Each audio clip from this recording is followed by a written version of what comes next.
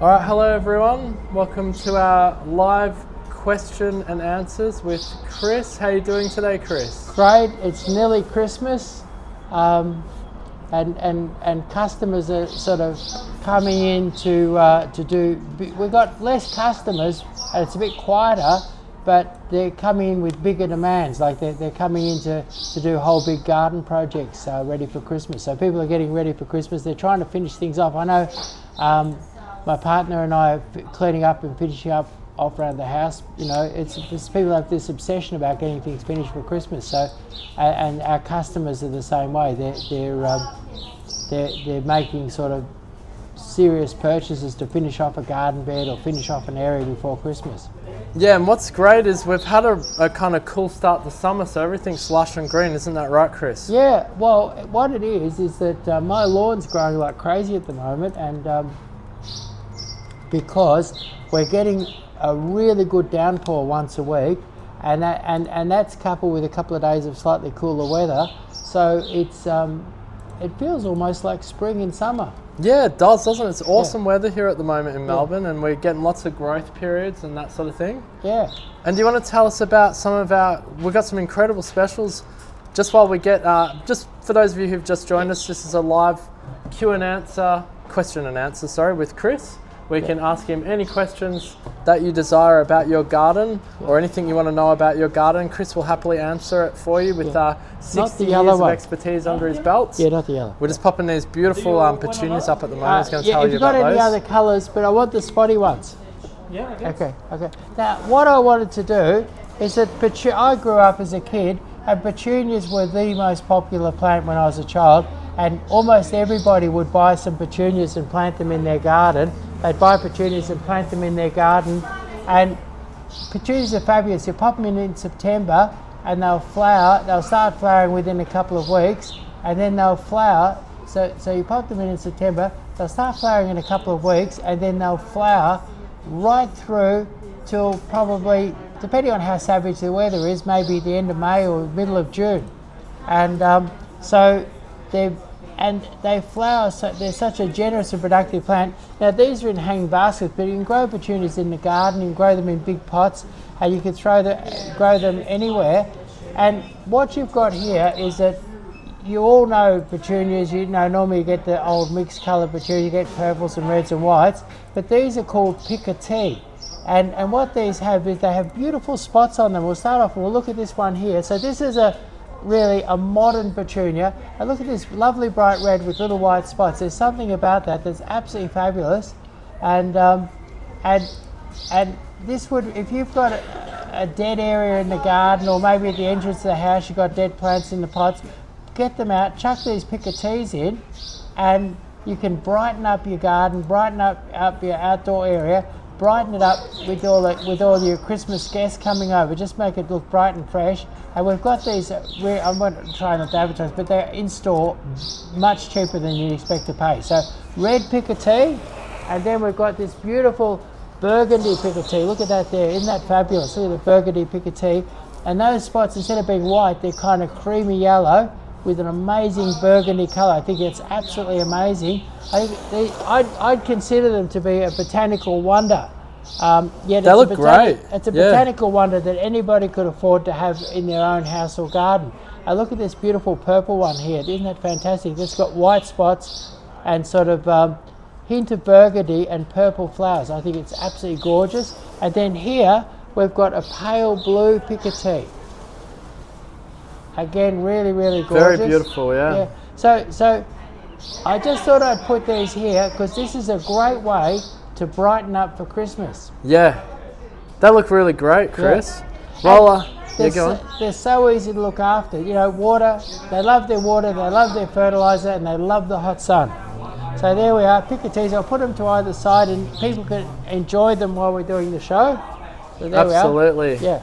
Well, thank you to those who've just joined us. This is your chance to ask Chris a question about your garden. He'll happily answer that for you in this live. We'll go for about 30 to 40 minutes here. So don't be shy. Ask any question you might have about your gardening questions, and Chris will happily answer them for you. All right, well, we'll get stuck into the gardening questions. This is a live Q&A. It's open to all of you in the comment section. And we'll start off with Anthony, hello, looking for recommendations for perennial flowers that will tolerate part shade. Anything from short up to 2 meters tall. Okay, so Bartolina. At your 2 meter end, start with a Bartolina. Fantastic, okay. great big purpley green leaves, mauve flowers. It looks like a sort of an evergreen gone wrong hydrangea with amazing mauve flowers, purpley big velvety foliage. Yeah. And so Bartolina. Then there's so many wonderful Plectranthus. Plectranthus, beautiful cottagey plant, great in the shade. And probably my favourite Plectranthus to use in the garden, it grows about 50 centimetres high, would be a Mona Lavender.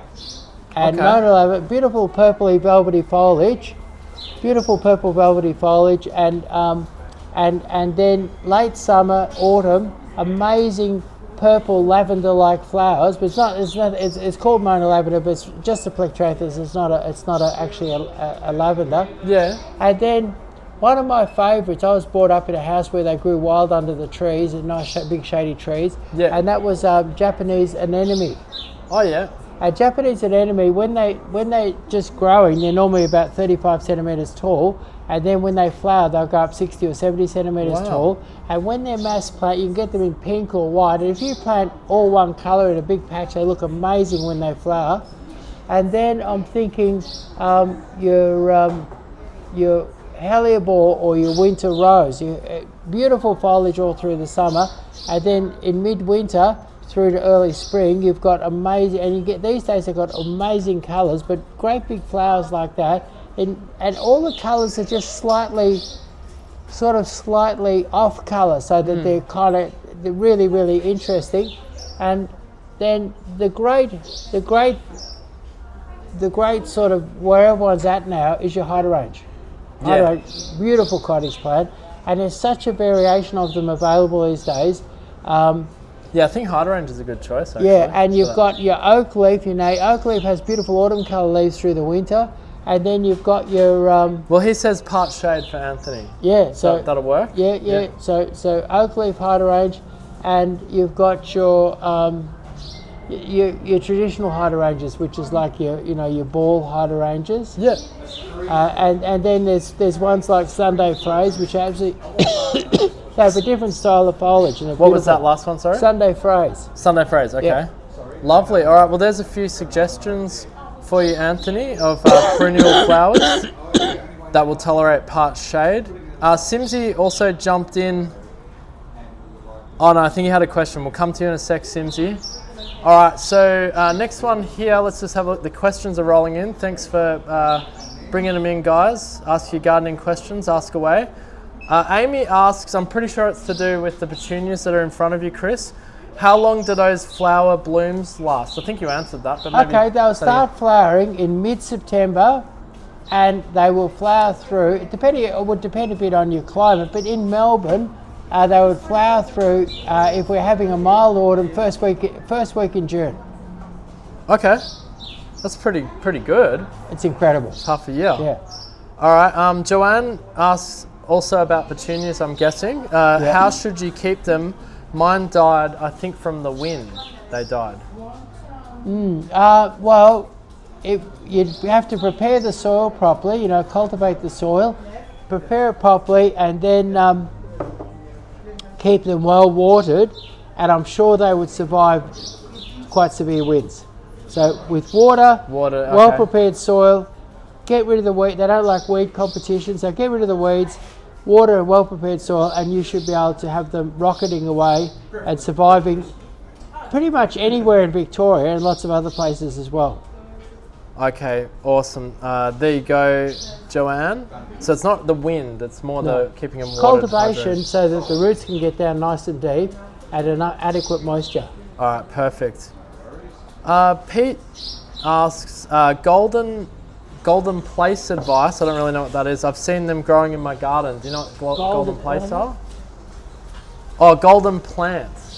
Golden plants. Is it a type of plant, or is it golden plants? There's different plants that are golden, And golden plants could look really good in your garden. Like there's Oh, he wrote golden tree as an update. oh, golden tree, right? Okay, Is that a specific okay, tree? so a really good golden tree that doesn't sucker or doesn't do anything bad, doesn't grow too big, but grows quite quickly and is really, really tough. Anybody could grow it, and you could Google and have a look at this. Is a Kelly's golden maple, and it's a tree. It's a tree with very few vices. You know, because some trees will sucker and things like that. And they're just around the corner from my house. I was walking the dog last night, and I was looking at a golden robinia, and they have a little bit of sort of cascading foliage, and it is absolutely gorgeous. Now they do throw the odd sucker up, so you wouldn't put them in a place where you're digging a lot, or in, you know, like you wouldn't put them right in a nice flower bed or anything like that. But in a sort of an open spot where you say able to mow underneath and get rid of the suckers, I think there's few trees as beautiful as a golden robinia. And then your classic golden tree, which grows enormous, and you really got to give it a bit of space, is your golden elm. Okay. And you really need to have a country property or a really decent bit of land, and your golden elm they sit around for a couple of years and they just grow and grow and grow and grow and grow, and they get really, really big, beautiful spreading trees, and the gold on them is beautiful. It's sort of a lovely, soft, luminous kind of gold. Awesome. So there's some great golden trees, and there is actually a really good Australian native golden tree. We've got one in our backyard, and it's a acacia lime magic. Now you could Google that, and we've done some great videos on lime magic too, haven't we? Yeah, we've got quite a few. Yeah, some really good ones. Yeah, so great videos. Lime magic, fabulous thing. Beautiful cascading foliage, and it's an Australian native. And so when I'm doing Australian native garden and people wanting to get a bit of colour in there, lime magic is one of my favourite go-to trees to get a bit of colour. And what's great is lots of things have nice flowers, like yellow flowers and things like that, but the great thing about having a golden foliage tree is you've got colour. If it's evergreen like the lime magic, you've got colour 365 days of the year. So great source of colour for your garden. And a lime magic is not a big tree. I would call it a medium-sized tree that responds well to pruning. So often I'll put them into a small garden, tell people to trim them, and they'll stay quite small. So there we are, golden trees. All right, there you go, Pete. There's quite a few suggestions for your golden tree options. If you did miss any of these answers, or you want to rehear Chris's answers, you can simply go over to our YouTube channel and just search Hello Hello Plants and look at the latest lives. After this live completes, this live will be published and you can watch it for as long as the YouTube servers are available in Australia, I guess. That's if they don't cut them off. So next, actually also the other thing I want to say is keep your questions coming in. It's a very good opportunity for you to ask Chris a gardening question or anything about your plants or gardens or trees you might be concerned with or want to know. He can answer them here for you live on the show. We're going to jump around a bit. We'll come back to TikTok platform there in a second. But Katie asks here, advice, why does my lavender keep dying? Usually just one half of it. Can I save it? Okay, pruning it back could help, but the basically lavender is not an annual, but it's not a forever kind of bush or tree that potentially go forever. Somebody rang up the other day and said that their 15-year-old lavender was a bit crook, and I said that's fantastic, you know, because to get a lavender, I would say a lavender is a 3 to 9 year plant. That's all it lasts for, depending on the variety and how, you know, kind of conditions. So, but if under 3 years you've got dieback, I would say that your problem is drainage. It's probably too wet or too much. Basically, lavenders grow in quite arid areas where the rainfall's low, but the soil is also well drained. So your Melbourne clays, which can become really sodden and wet at times, can be quite bad for lavenders. So you need good drain. So with lavenders, if you're giving them fertiliser, they like a bit of fertiliser, but only give them like the smell of the fertiliser. Like that, you give them a fraction of what you give any other plant. So tiny bits of fertiliser. A little bit of lime can be good in most parts of Melbourne because Melbourne is mostly acidic clay. So a little bit of lime could be good, and then tiny bits of fertilizer, and then you'd be very modest with the watering. So over-watering or poor drainage is a killer for them, and then they don't live for that long any rate. So, but lavender's wonderful things to have. I mean, they just flower and flower and flower. They give you beautiful fragrance. You can cut the flowers, you can dry them. They're wonderful to have, but not a long-lived plant, and very sensitive to too much fertilizer and poor drainage or over-watering. All right, there you go, Katie. Maybe leave us a comment if you know how old your lavender is. It'd be interesting to know. I had a big lavender in a pot actually, and then it just died. It might have just been too old as well. Like it was thriving for years, so it was did really well, and then it just carked it. It's not a forever plant. Okay, good to know, Katie. There you go. Let us know how you go with that. All right, Simsy asks about the Acacia cognata lime. Yeah, lime magic that we were talking about. Lime light. He says he's talking about the limelight. Looks dead on top. Does it grow back, or any way I can save it? Yeah, I've got a neighbour, and he chops his right back and it bushes back again. What I would do is I'd remove the dead stuff, perhaps trim back the rest of it, put a tiny bit of fertiliser on it, keep it well watered this summer, and I'm sure it'll grow back. All right, give that a whirl, Simsy. Hopefully that works out for you. Anthony says amazing, thanks. That was for us answering his question earlier on in the show. Okay, Abs for You All has 2 questions, and any help would be great. Question 1 is, I have a glossy Abelia and Plum Gorgeous planted along with Trident Maple in a 1.5 by 1.5 planter box, 800 millimeters deep. It's been close to 8 weeks. Oh, the question's cut off. Maybe if you can finish the question for us, Abs for You All. I'll just see if I can find it on our browser. Hang on. The question just cut off, so we don't have the full question. What was it? It's a Trident Maple, a glossy Abelia, and... Yeah, but we can't see the question. It just gets to, it's been close to 8 weeks, and then it ends. Right. All right, Abs for You All, maybe just complete the question for us because it hasn't come through. Maybe there's there might be a word limit on the comment or the questions. Keep the questions rolling in, guys. Simsy says, thank you so much for that advice, Chris. And this is a great opportunity to ask your gardening questions, especially as we head into the holiday season and getting your gardens ready for the holiday season. Living La Vida Loca asks, do you sell ginkgo trees and how to look after them? Yeah, okay, so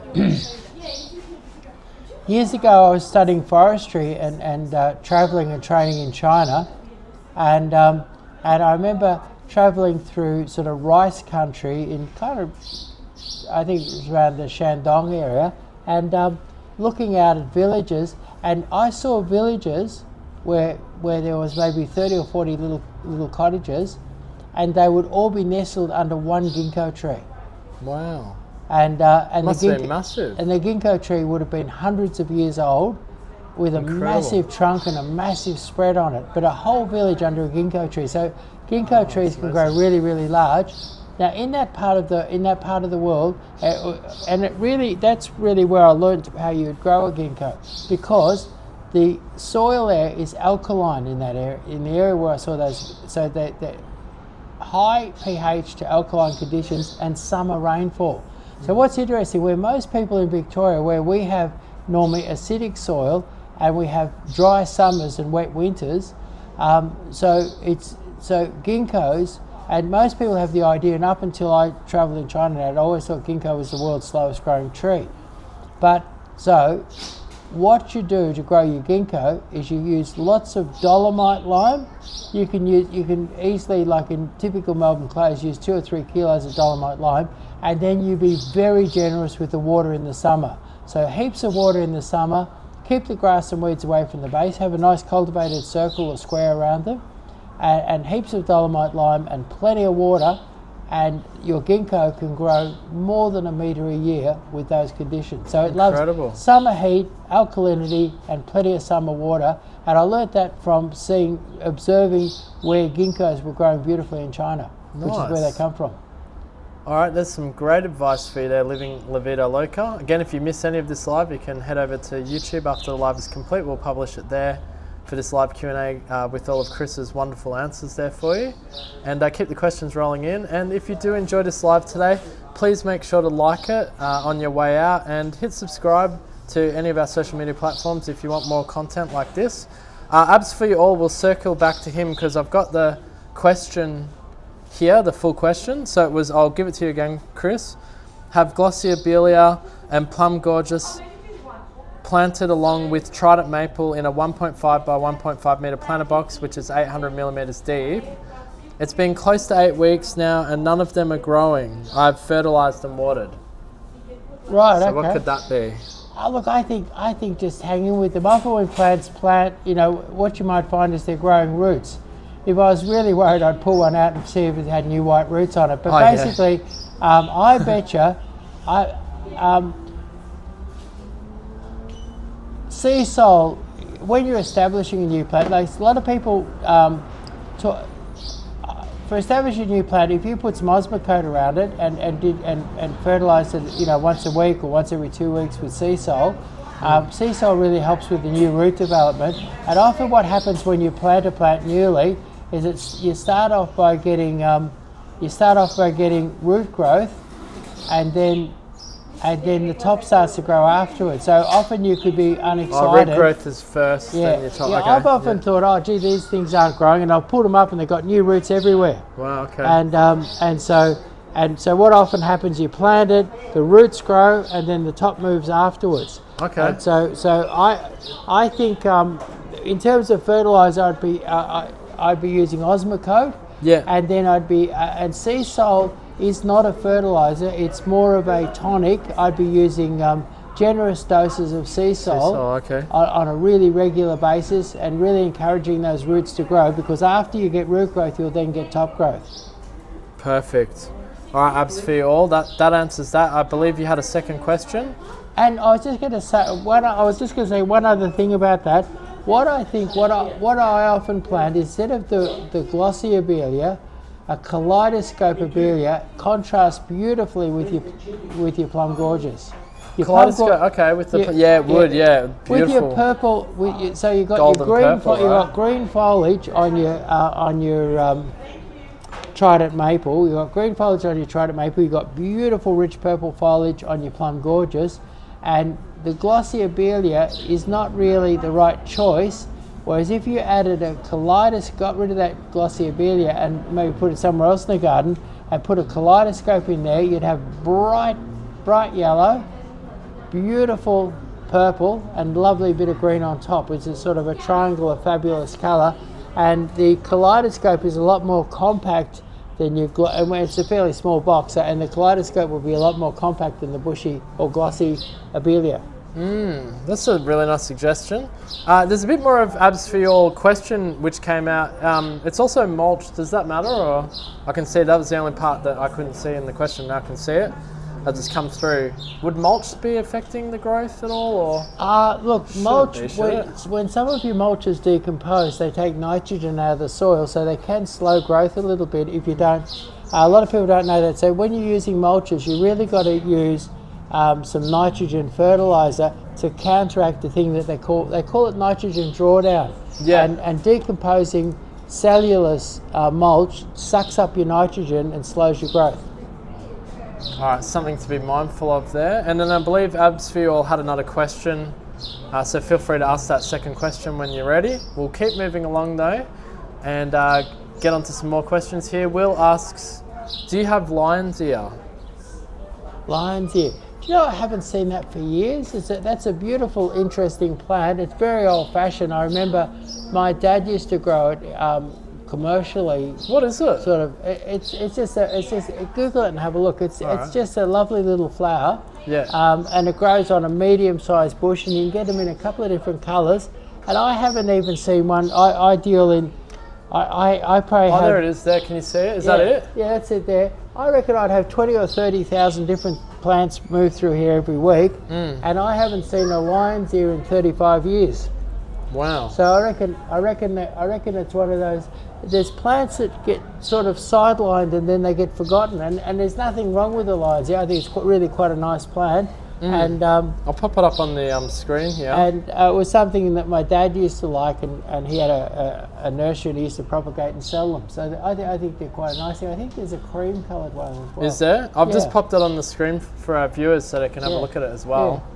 So That's a pretty nice lion's ear- flower, yeah. Yeah, it's somebody, I wonder if anybody has got one of those lion's ears, or they got one growing in their street or something like that.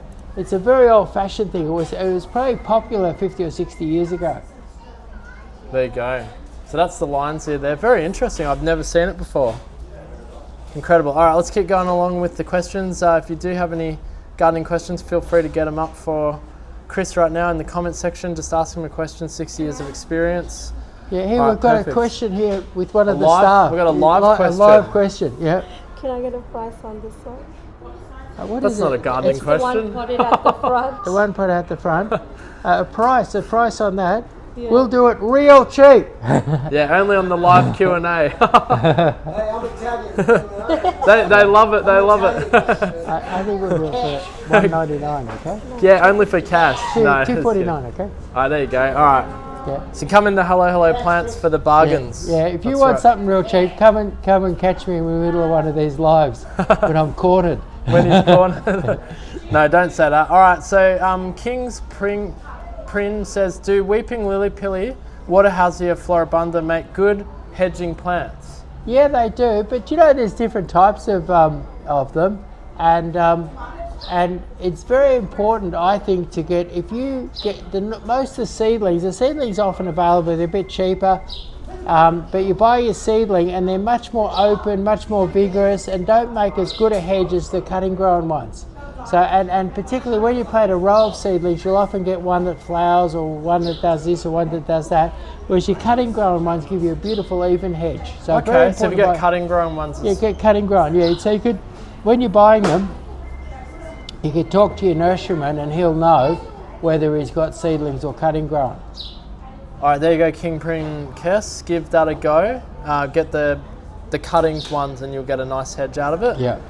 Why Minute brought some land, moving onto it in 3 years. Can I start growing fruit trees in pots then transfer? So in 3, so Yeah. What happens, you'll get them closer to sexual maturity. You'll get them closer to sexual maturity. We're probably being banned by TikTok now because you said that twice. No, I'm just kidding. I'm just kidding, I don't know. Yeah.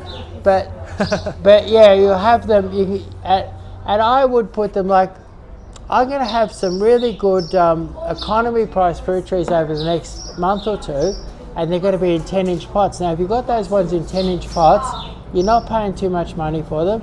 And if you then put them into a 16-inch pot, which is a 40-centimetre pot, you'll find that they'll be able to stay there for 2 or 3 years, and then they'll be able to move directly onto your farm and be a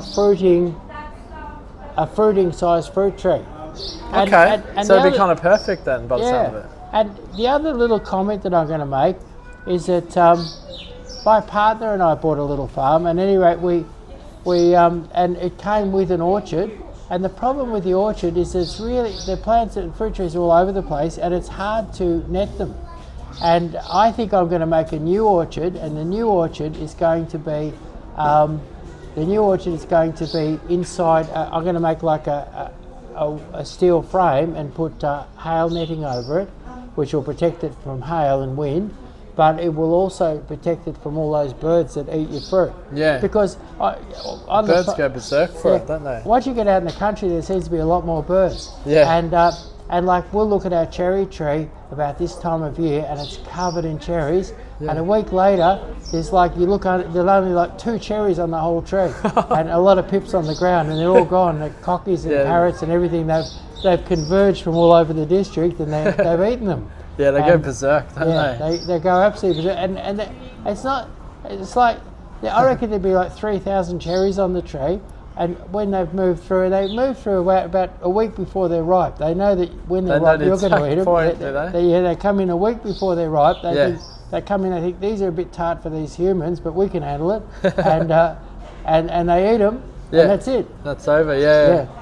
Yeah, So, okay. So I would plant. Now you wouldn't have to do it straight away, but if you Google it, I saw it in Japan originally, and I saw the farms, they'd have all their fruit trees in one corner, and they'd all be inside a sort of a shelter with hail netting that would protect Where was that in it. Japan? I saw it in Japan, yeah. Okay, so they have it in a steel frame and then hail netting over the top of it. Yeah. wow. I think I might have seen shade cloth there, but hail netting is very good. Hail netting breaks the wind beautifully, and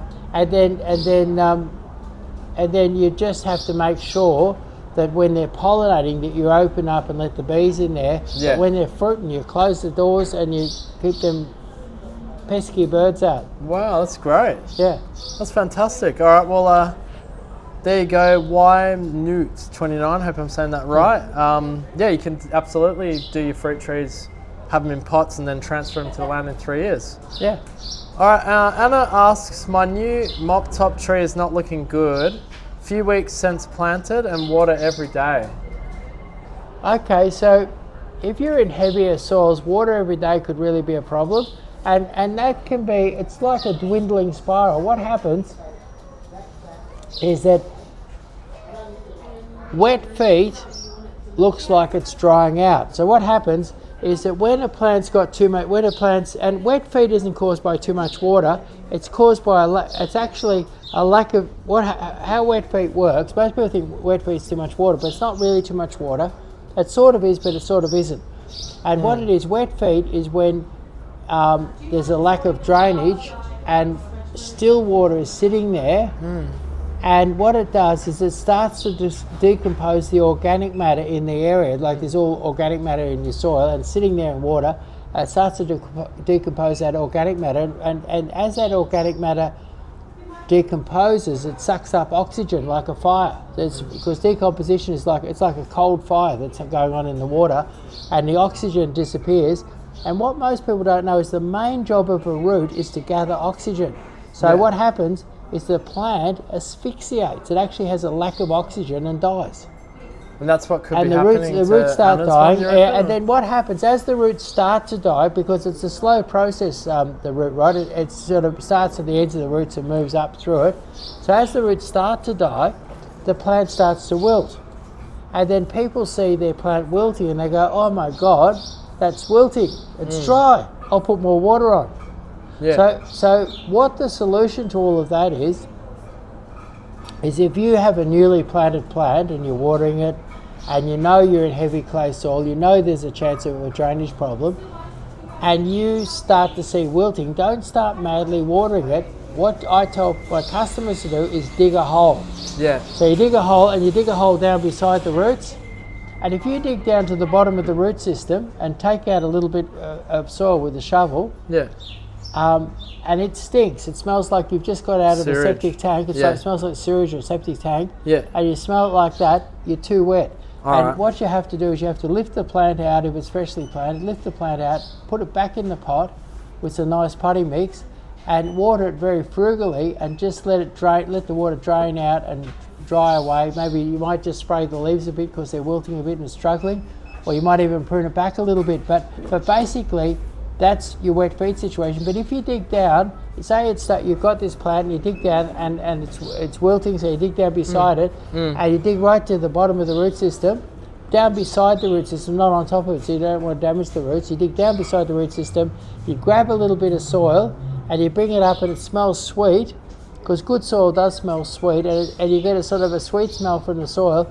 Then your problem was dryness. So if it was wilting and the soil smells sweet, it's dry. If it's wilting and the soil is a sour, sewagey smell, then you're too wet. And too wet isn't caused by too much water, it's caused by a lack of drainage. All right, give that a shot, Anna, and hopefully your mop top isn't sitting in water, but dig down and see if that has that smell, or if it's asphyxiated. That could be a possibility. Yeah, and at this stage, if it's just wilting but looking okay, you could lift it and freshly planted, lift it out of the hole, put it in a pot with some nice potting mix, and let the water drain away, let it dry out, let it recover, and it can recover. All right, perfect. Hopefully that helps you out there, Anna. And then say in that situation, say you had to say you want to replant it back in that spot once it recovers. what you'd do is you'd add some soil and make a nice big circle there, add some soil, make it into a nice mound and plant it up high with nice loose soil so it's well drained and that wet stuff is down below it, and then it'll love it, it'll grow down. And plants don't like you to dig a hole and drop them into the water. They like you to plant them above the water and they can go down and grab that water. They love it. They love that, yeah, that's to true. sit above the water, they think it's Christmas. Awesome. All right, there's some great tips there for you, Anna. Again, if you want to rewatch any of Chris's answers, you can head over to our YouTube channel, just search for Hello Hello Plants, and we publish this live straight after we finish in about, we've probably only got about, how much longer can you go, Chris? We've probably only got about 3 minutes I could left. go another 3.5 days, I reckon. All right, maybe we'll go like another 8 minutes or so, because there's quite a few questions we've got to get through here. Stick in there, guys. We'll get to your questions if we haven't already. I'll try and knock a few over quick. Let's try and answer I don't know if few. I'm saying this right, but Little Pudgy says thank you. Is that correct? Yeah, cool. He sent a lot of gifts. Oh, okay. Oh, thank you to Little Pudgy for sending the gifts on the TikTok platform there. Much appreciated. Yeah, actually, thank you very much. Thank you very much. And on that note, if you do enjoy this live, please make sure to leave a like on the way out. If you're leaving the live, leave us a like, and it helps the algorithm, helps others discover this live so that they can get this valuable information. And hit subscribe to all of our social media platforms if you haven't done that already. All right, great. So I'm going to just jump off the TikTok. Oh, actually, before I do, Pete Lamb was just saying, I meant to say golden rain tree. So does that really change your answer or not? You gave a whole suggestion. Okay, quick answer. A golden rain tree. Golden rain tree, I don't even know why they call it a golden rain tree. It doesn't have, but it's a very interesting tree. They're a thing that used to be popular that's now hard to get, and it's properly called a Colereteria paniculata. And what happens is that they have beautiful dense green foliage. They're lovely, fairly compact, dense kind of a tree. And a little bit unusual these days, and right now if you had a Colereteria, it would have big sprays of yellow flowers on it, which like big sprays like about that long. Really? Wow, okay. And amazing sprays of yellow flowers. Then what happens is that those yellow flowers, and when I was a kid I used to love these, would form into beautiful little paper lanterns that hang with little seeds in them. Yeah. And so you get these wonderful paper lanterns, and the lanterns are about that big, and you have whole bunches of lanterns hanging on the tree.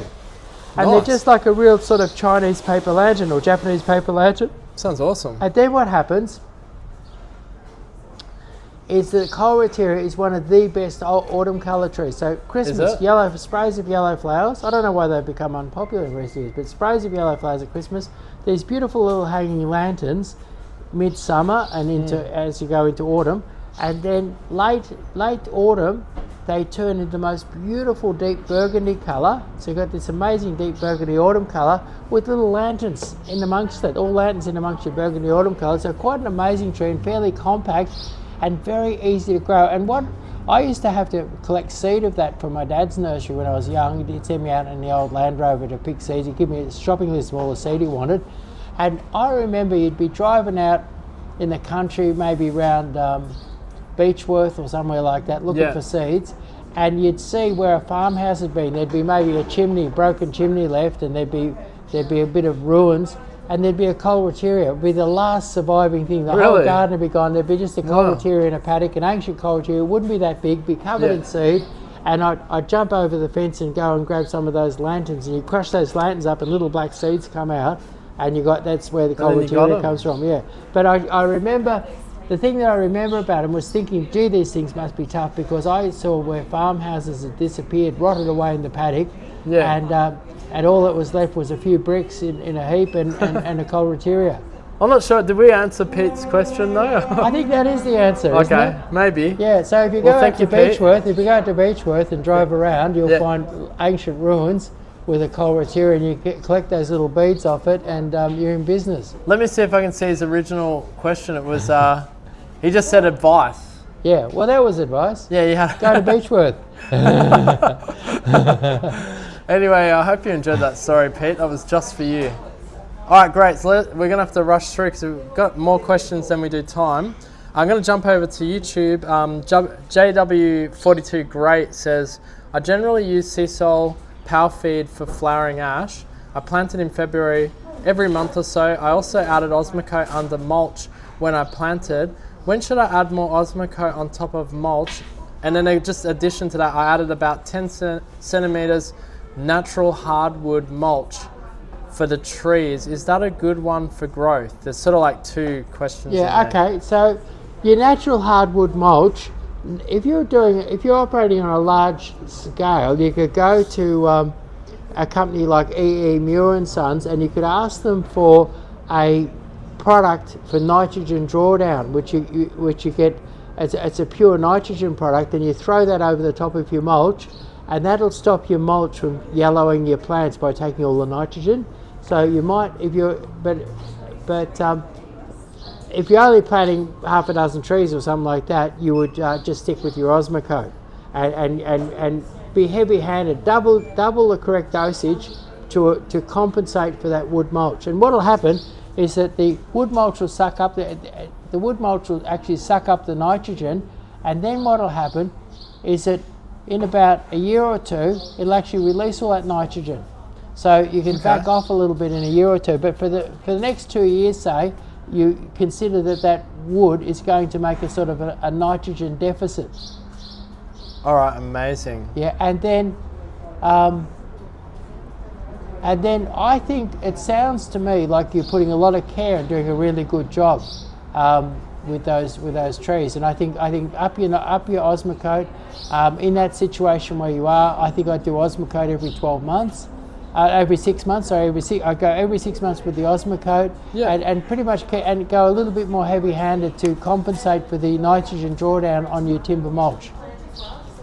Perfect. All right, there you go. And one other comment I'll make is that if I'm using a timber mulch, I only use pine, and I've found that that there's sort of chemicals that come out of your hardwood mulch that does inhibit growth a little bit. So pine mulches are much better than pine mulch is better because it's semi-broken down, is it? Or no, it lacks some of the chemicals that are in your eucalypt. Oh, okay. Most hardwood mulches in Australia would be a eucalypt mulch, and they tend to have tannin and things coming out of them that doesn't poison the plant, but it slows it off a bit. Whereas the pine, you could. I've actually grown plants in pure pine in pure pine wood. I've grown plants before. Wow. Okay. Pine wood doesn't have anything good to help plants, but it doesn't have anything bad that stops them. Yeah. All right. There you go. JW42. Great. Maybe something to consider with the mulching. And Evie's asked on two different platforms, but they asked on Facebook first. Does a Japanese maple tree, is it safe to plant in front of the house? Are the roots destructive? Okay, I used to dig up advanced trees and sell them, and my favourite tree for digging up was Japanese maples. And the reason is that a Japanese maple has less roots and less big roots, and I've dug them up right next to houses, and I'm amazed how much less root there is in a Japanese maple compared to other trees. So that I would say that if you're planting in a little courtyard or close to the house, Japanese, and you wanted a medium-sized tree, Japanese maples are the safest tree you can get your hands on. But a rule for all trees is that as a tree grows, the top of the tree is the brain of the tree, and it directs what's going on. And as the tree grows, it needs more water, more oxygen, and more support from being blown over in the wind. So as it grows, it says more roots, more roots, more roots. Now, once you start trimming that tree off and keeping the tree smaller, so if you wanted a Jap maple to be incredibly inoffensive, you wouldn't let it get too tall or too wide. You'd control its size, and in time you'll control the thickness of the trunk, and you'll control the amount of root. And that doesn't just apply to Japanese maples, that applies to ficus, it applies to ash, it applies to anything. Big trees, big roots, small trees, less root. All right, awesome. That's perfect. That hopefully answers your question there, Evie's. We're probably going to have to make this the last question. We've just sort of run out of time here today, guys, but thank you so much to everyone who's joined us. I've tried to answer these questions sequentially as they've come in. We do this live Q&A every Monday at 12 p.m. Standard Eastern Time, Australia. So if you follow the time there, if you're following us from overseas, 12 p.m. every Monday is when we do the live Q&A, and we do try to get to every question. Make sure to like this live and share this live as well, and follow us on all of our social media platforms. And if you want more excellent content like this one you've seen here today, much appreciated for everyone being here today. We'll just get to our last question here. I'm going to go back over to TikTok. For the love of nails, asked, wondering what a small flowering bush you would recommend for a part shady spot. You kind of did a question like this at the start of the show, but maybe small is the difference. Well, I think a Mona lavender. I said Mona lavender at the start of the show, and we're going out on Mona lavender. So Mona lavender grows about 50. For shady? Yeah, loves the shade. All right. Loves the shade, dapple shade or morning sun, afternoon shade, but basically out of the hot afternoon sun. But it will take hot afternoon sun, but it's very, very good in the shade. And it grows about 50 centimetres tall and maybe 45, 50 centimetres wide. Beautiful velvety foliage, 365 days of the year, midsummer to mid-autumn, covered in beautiful lavender-like flowers. Not actually a lavender, it's like a fake lavender, none of the fragrance of a lavender, but beautiful colour, and a similar sort of fineness and erectness to the flower structure that made people call it a Mona lavender. But I'd say that in a shady position, you can't beat it, and it's nice and small. Perfect. All right, Mona lavender. There you go. For the love of nails. Let's do one more. One more. All right. So this is in sequence, guys. I'm doing my best to. And thank you again to everyone for all of your questions. And you can always come back and see us next Monday and get in first with the question if you've missed out today. So get in first for next Monday. Also, we do allow a couple of questions in the Growers Direct flash sales that we do on Friday. Yeah. We do another live show on Friday at 12 o'clock. A few questions can come through there. And you can see all of our amazing specials that we have for the next week.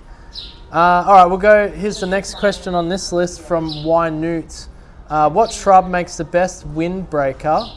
Looks nice and easy to maintain. Very high wind zone.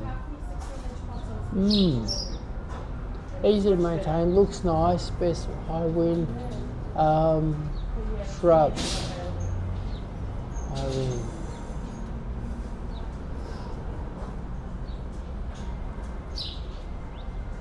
In Victoria. Yeah. High wind zone. High wind zone. A really, did he ask for flowers as well? He didn't ask for flowers. No, I just said shrub. Yeah, shrub. Okay, so I'll give you a native. A little bit hard to get this one, but we can get them. The supply these days, it seems like in those last couple of years that have been a bit tough. A lot of nurseryman equipment. Some of the things that used to be easy to get are now hard to get. But I love this particular plant. It's called Dodonia Mr. Greensheen. Now, Dodonia Mr. Greensheen is tougher than tough. It's really tough. If you give it a bit of water and fertilizer and keep the grass and weeds away from the bottom, it's very fast. But it's only a moderate sized shrub. I'd say that it would only do about max about 2.5 meters, but really thick and bushy and leafy. But a really lovely Australian native, really beautiful. I had a lady I did a garden design for, and she came back to do another property a year later, and she showed me photos where she put them right around her backyard. It was a B&B she was doing, and she put them right around the backyard and looked fabulous. Yeah. And she was so happy with them. It really, and in hot, dry conditions, they stay green lush, very wind hardy. Dodonia Mr. Greensheen, and the first two customers that came in this morning both bought Photinia robusta. Now, Photinia robusta, frost hardy, drought hardy, poor soil hardy, lack of water hardy, and wind hardy like crazy. Photinia robusta? I notice when I'm driving around Gippsland, like Warragul and Moe and those areas, where I think that's where all the wind starts up there. Yeah. And windy as heck. And anyway, you see farmers have put in hedges of them all over the place, and those hedges will be 30 and 40 years old, and very good tough hedge. And they have white flowers in spring. They have masses of bright red new foliage a couple of times a year. Lovely, colourful, hardy plant, and they've been popular and hardy in Victoria for the last 70 or 80 years. So they're a plant that's proven itself over time. So native would be the Dodonia, and non-native, exotic and really tough would be the Photinia robusta. All right, cool. So I've put the, for those of you watching us on the various platforms, I've put the Photinia on the right and the Dodonia on the left there. All right, guys, we're going to have to leave the live Q&A there today. Thank you so much to everyone who joined us. I hope you enjoyed this live. And if you didn't get your question answered, I do apologise, but we'll be back next Monday at 12 o'clock, and you can ask your gardening questions then. Chris does have appointments and so forth to get to in about 3 minutes, so we do have to wrap up the show. But thank you so much to everyone who joined us today. Make sure to like this video on the way out. Okay. See you, everyone. Thank you. Bye.